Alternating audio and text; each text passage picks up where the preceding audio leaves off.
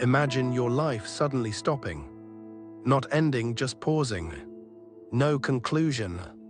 No resolution. No explanation. Now imagine waking up afterward with no memory of what came before. No childhood. No regrets. No achievements. No story. You still know how to speak. You still understand the world. But nothing personal remains. The question is simple. Who are you now? We usually assume that the self is something stable, something continuous, something that persists beneath change. We talk about finding ourselves as if the self were an object waiting to be discovered. But philosophy has long suspected something else, that the self is not found. It is constructed, and that construction depends almost entirely on story. Imagine waking up with no autobiographical memory. You know what a chair is. You know how to read, but you do not know who you are. No relationships, no history, no identity.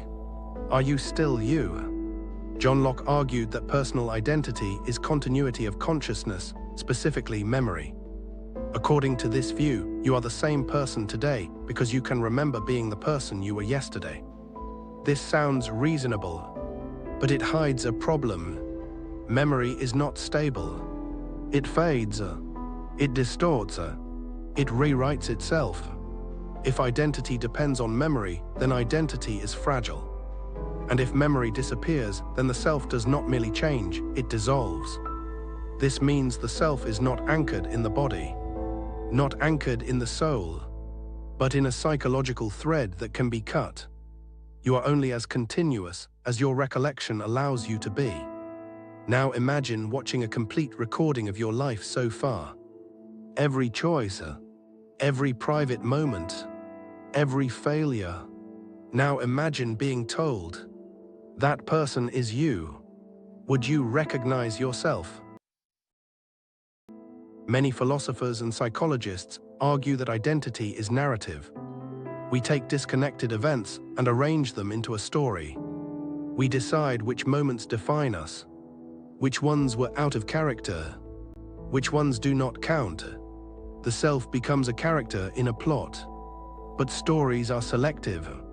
They simplify, they omit, they justify. If your identity is a story, then it is not something you discover, it is something you edit. And that creates a problem, because editing introduces bias. It means you are not just who you are.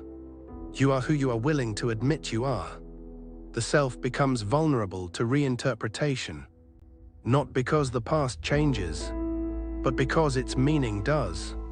Now imagine meeting the version of yourself from 10 years ago. Same face, same body, but different values, different priorities, different beliefs. Would you feel like the same person? Over time, nearly everything about us changes. Desires shift, beliefs evolve, personality mutates, and yet we insist on sameness. We speak as if there is a single I moving through time. But what actually persists? If continuity requires similarity, then most of us are strangers to our past. If continuity requires memory, then it disappears with forgetting. If continuity requires a core self, then that core is suspiciously hard to locate. This forces an uncomfortable conclusion. The self may not be a thing at all.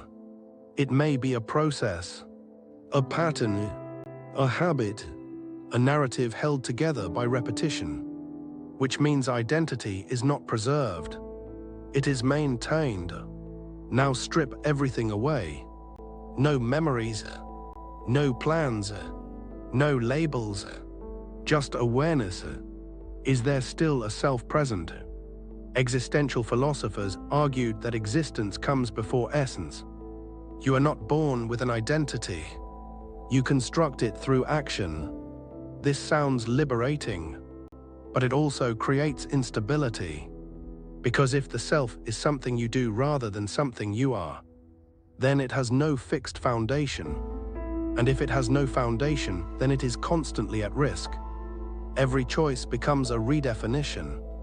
Every failure becomes a threat. The self becomes something you must continually justify. Not to others, to yourself. Now imagine being judged today for something you did long ago. You no longer recognize the person who did it. Different beliefs, different values, different priorities. Are you responsible? Morality assumes continuity. It assumes the person who acted and the person who is judged are the same. But if identity is fluid, that assumption weakens. We want to change, but we want to remain accountable. We want growth, but we want coherence. And these goals conflict, because the more you become someone new, the harder it is to claim responsibility for who you were. Responsibility rests on a fragile bridge between two versions of the self, a bridge built entirely out of narrative. When people experience trauma, it is not just memory that breaks. It is narrative. The story stops making sense. And when the story collapses, identity often collapses with it. People say, "I don't know who I am anymore." They do not mean it metaphorically. They mean it structurally. Because the framework that held the self together is gone. Stories do not just describe us. They stabilize us. Without them, life becomes a series of disconnected moments. And disconnected moments are hard to live inside. Now imagine changing the story you tell about your past.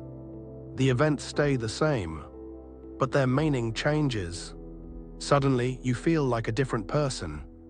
This reveals something unsettling. The self may not guide the story. The story may guide the self, which means identity is not discovered. It is maintained through interpretation.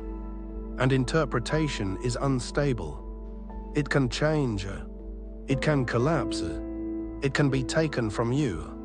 Philosophy does not give us a final answer to what the self is, but it does remove our illusions. It shows us that the self is not solid, not fixed, not guaranteed. It is fragile, narrated, maintained, and that leads to a final, uncomfortable thought. You are not simply who you are.